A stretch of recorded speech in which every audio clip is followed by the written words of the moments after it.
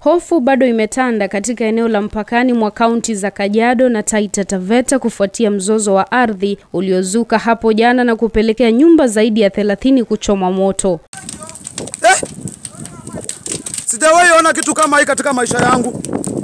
Sijawahi ona. Hizi nyumba zote zimechomwa hii. Sijawahi ona. Katika mzozo huo baina ya jamii ya Wakamba na Wamasai uliodumu kwa zaidi ya saa 8 na kuibuka tena usiku wa kuamkia leo, umepelekea zaidi ya familia 30 zinazoishi katika eneo la Elerai kuachwa bila makao, wengine kupoteza maisha huku wengine wakiuguza majeraha katika zahanati ya Njukini na hospitali ya Taveta.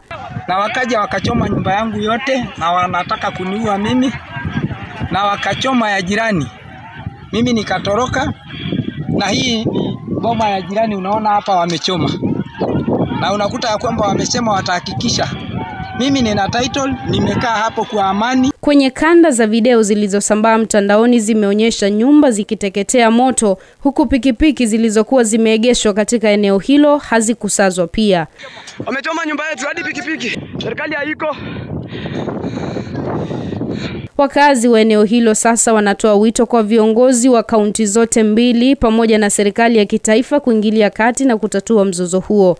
Nikiripotia Coco FM, mimi ni Elizabeth Mwende. Coco FM, ladha ya Pwani.